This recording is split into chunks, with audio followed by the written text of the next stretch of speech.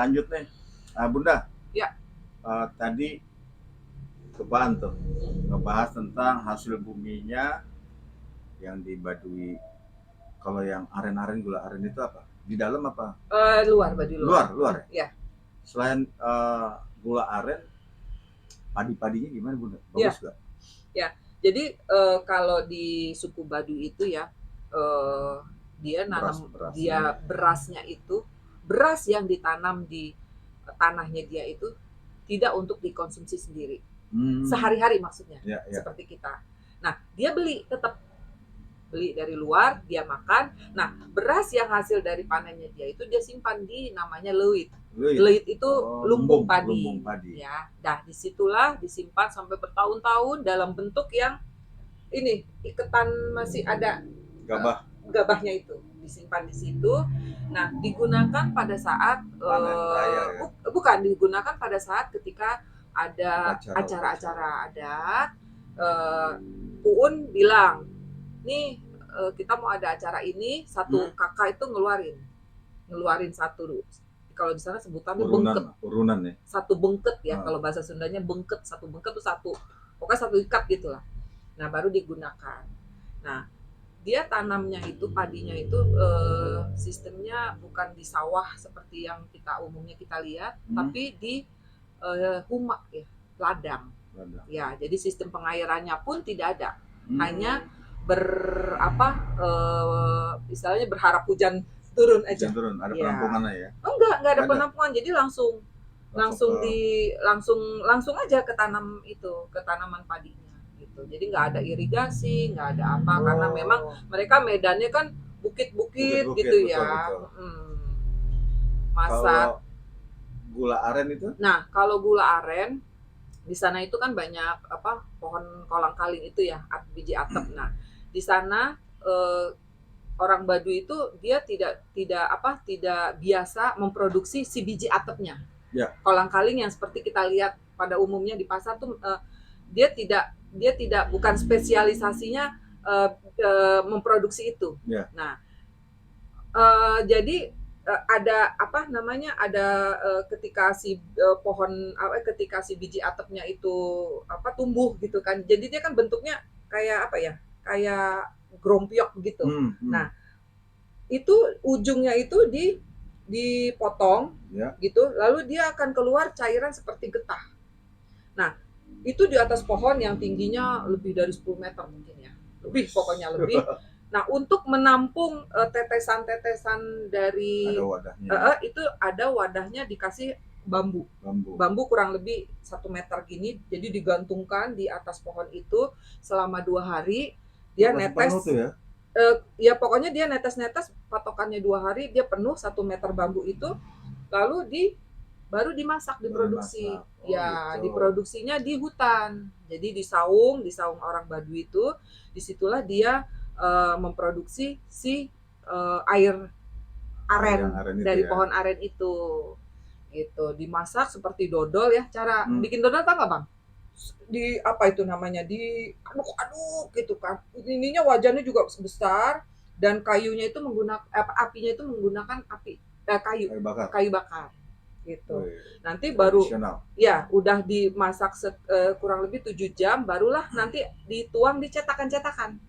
Nah, cetakan itu kayak cetakan ini Bang, bukan congklak, tahu? Congklak. Kan lubang-lubangnya kan. Nah, dituanglah di situ. Nanti beberapa saat baru dikeluarkan, dia berbentuk seperti kepalan tangan ini ya. Dijemur dulu, baru dibungkus, baru dijual gitu. Jadi dia memang benar-benar asli dari pohon nira. Pohon nira, sama sekali tidak ada campurannya. Kembali lagi di sana terkenalnya magisnya seperti itu ya. Ya. Bunda ngerasain nggak tuh? Perlu saya jelaskan ya Bang. Aduh, banyak masyarakat kita yang tahu Baduy itu cuma dari bisnisnya, katanya. Iya. Pas ke sana katanya dengar gitu kan. Bilang bahwa Baduy itu terkenal dengan ilmu mistis, ilmu hitam, magic dan sebagainya. Saya berani jamin ya, bahwa orang Baduy itu sama sekali dia tidak punya hal-hal yang tidak merugikan banyak orang, khususnya untuk ilmu-ilmu hitam dan sebagainya ya. Jadi mereka benar punya ilmu, tapi untuk diri mereka sendiri. Jadi karena mereka kan memang benar-benar tinggalnya itu di alam ya, 100% di alam. Jadi membekali diri ketika dia berburu di hutan atau dia berburu madu, itu kan tidak pakai apa-apa, Bang. Keren ya. Jadi ya seperti ini nggak pakai APD sama sekali, dia hanya membaca mantra. Nah, mantra itulah yang bisa digunakan untuk mengusir si lebahnya itu. Ada ya? Ada. Saya sih kurang tahu, saya tidak bisa mengucap, tapi saya tahu dia baca mantra. Nah, jadi si lebahnya itu diusir. Setelah dia baca mantra itu diusir ke arah yang diinginkan supaya si lebahnya itu tidak berbalik ke kita. Ya, luar biasa. Disitulah mantra mereka bekerja. Jadi banyak yang salah artikan ya? Banyak yang salah artikan. Karena gini, melihat dari bungkusannya orang Baduy ya, pakaiannya hitam-hitam, terus pakai bawa golok, ya kan, jalan kaki tanpa alas kaki, nah, itu dia. Mukanya tanpa senyum, penuh misteri. Ketika bertemu dengan orang seperti kita, orang Baduy gitu kan, pasti ilmunya ini. Padahal mereka tidak seperti di balik itu mereka, pengalaman saya selama 7 tahun ya berhubungan dengan mereka, tidak pernah saya merasakan hal-hal yang seperti dirugikan lah ya. Dirugikan. Ternyata tidak. Mungkin dipikirnya gini, orang Baduy kan tinggalnya di Banten, gitu kan. Nah, di Banten itu bukan hanya orang Baduy, paham Bang? Ya. Ada orang Serang, ada orang Pandeglang, ada orang Anyer, ada orang Cilegon, gitu. Nah, dianggapnya sama. Padahal kalau orang Baduy itu sudah pasti ada di Banten. Tinggalnya karena mereka suku Baduy di Banten lokasinya. Tapi orang Banten itu belum tentu orang Baduy. Paham? Betul nggak? Jadi akhirnya masyarakat kita salah kaprah terhadap masyarakat Baduy. Saya jamin mereka orang Baduy baik-baik, hatinya tulus, tidak boleh bohong, karena mereka ini dengan mereka itu bukan ini loh Bang, bukan Islam. Orang Baduy itu bukan Islam. Bukan. Dia tuh animisme. Kejawen animisme, leluhur. Jadi mereka takut sama larangan-larangan yang dibilang sama si Puunnya ini nih, kepala sukunya. Jadi salah satunya yang utama adalah orang Baduy itu tidak boleh pakai alas kaki. Jadi kalau dia melanggar, si orang Baduy pakai alas kaki, langsung dia itu merasakan akibat dari perbuatan yang dia langgar. Jadi kalau saya Muslim, ketika saya meninggal, baru amal perbuatan saya diperhitungkan setelahnya. Ya kan, saya masuk neraka atau surga. Tapi kalau orang Baduy tidak, dia langsung berlaku pada saat itu juga, yang disebut dengan karma. Ya, bisa berlaku instan. Langsung. Jadi di level mana pasti itu langsung akan terjadi ketika dia melanggar. Tidak boleh merokok, dia merokok, langsung nanti entah cucunya, entah siapanya. Makanya mereka sangat amat takut dengan larangan-larangan yang ada di dengan bermedsos atau itu mereka ada enggak ya? Enggak, kalau Baduy dalam enggak. Kalau Baduy luar masih boleh diperbolehkan. Jadi Baduy luar itu adalah dulunya Baduy dalam, gitu Bang. Namun bosen kali ya? Bukan bosen. Jadi dia itu tidak kuat mengikuti peraturan-peraturan. Tersingkir dengan alami ya? Betul. Enggak, bukan tersingkir. Jadi dia itu akhirnya merasa tidak kuat.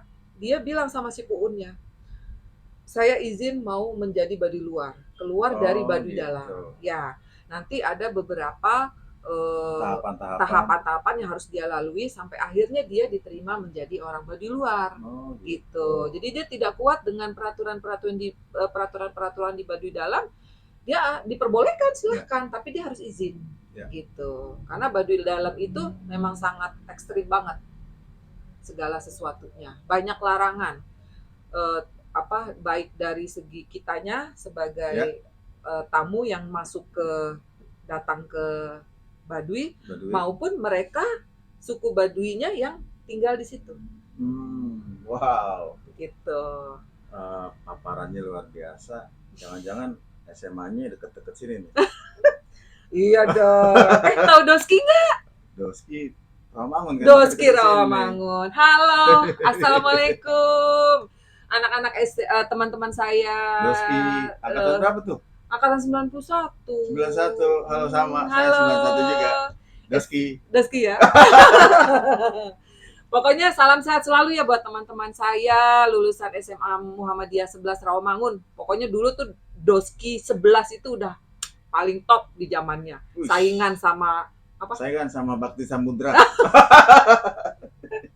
Sehat selalu dimanapun sama berada. Begitu. Berarti ada WA group dong? Ada. 91. Ada. Seru dong.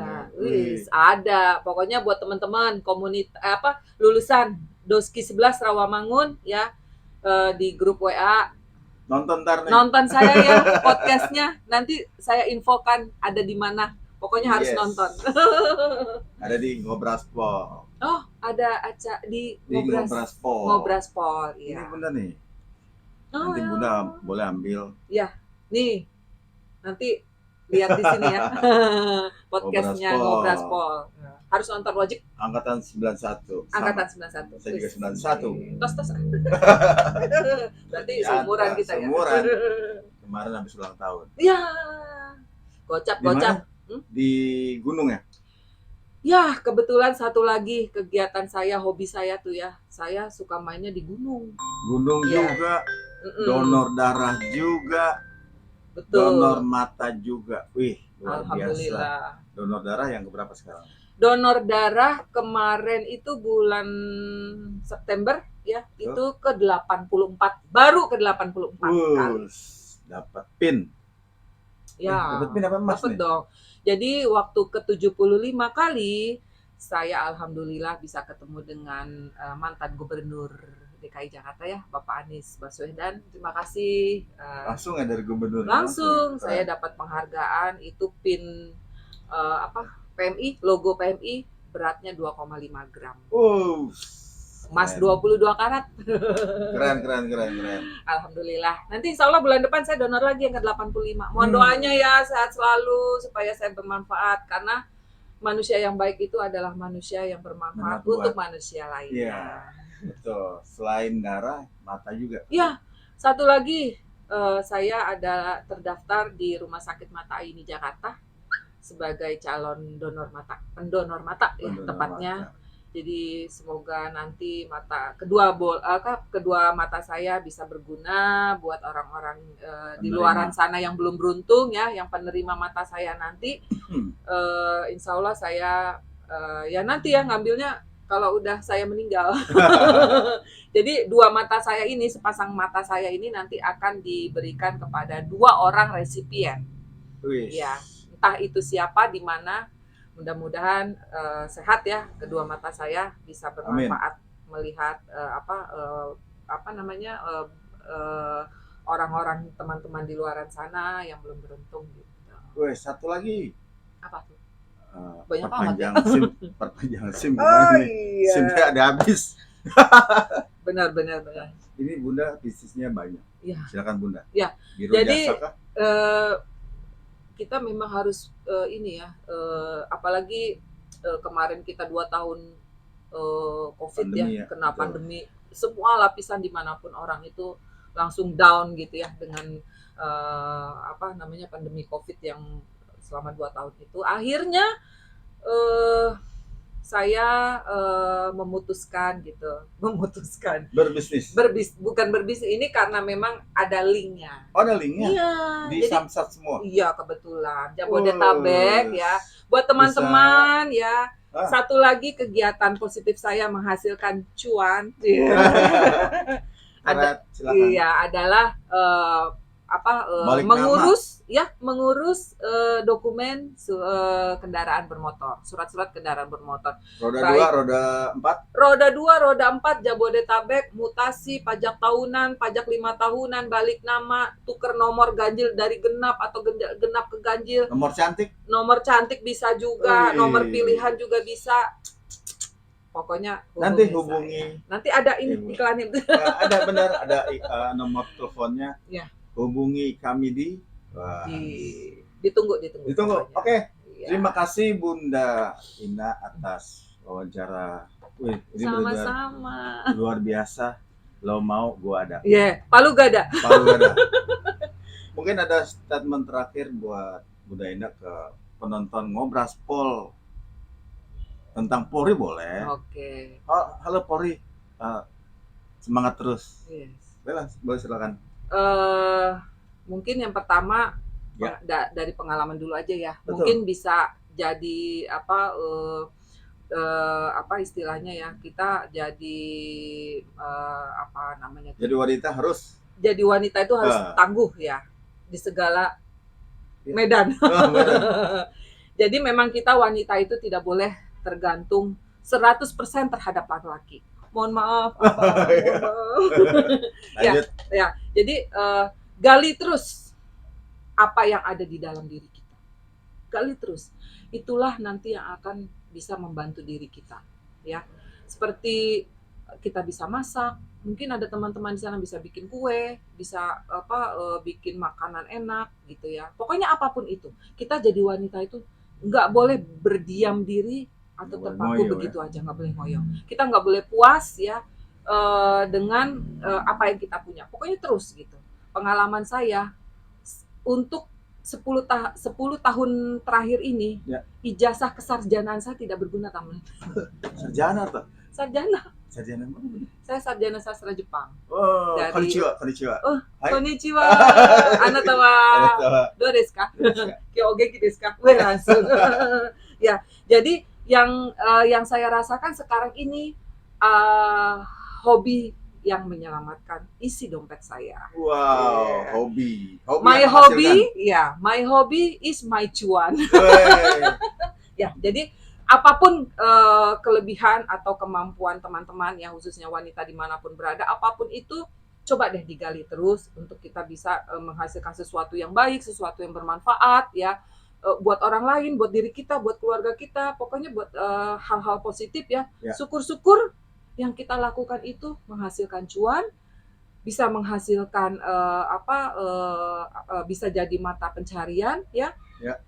Jadi kita nggak perlu lagi kerja dengan orang lain, cukup kerja dengan diri sendiri. Yang menggaji diri sendiri seperti itu. Tetap semangat wanita-wanita tangguh dimanapun Anda berada, saya dukung, kita pasti bisa. Merdeka. Dan satu lagi, buat Polri khususnya ya, sesuai dengan slogannya ya, presisi ya, melindungi, mengayomi, terus apa lagi ya, melindungi dan mengayomi ya. Mohon maaf kalau saya salah. Teruslah bekerja untuk masyarakat sebaik mungkin ya, bekerja dengan tulus, jujur dan terbuka gitu. Untuk Bapak Kapolri, buat Bapak Kapolri, siapa ya namanya? Bapak Sigit ya. Selamat siang Bapak Sigit, Bapak Kapolri Republik Indonesia. Bapak Kapolri ya, Kepala Polisian Republik Indonesia. Salam kenal dari saya, Ibu Ina ya.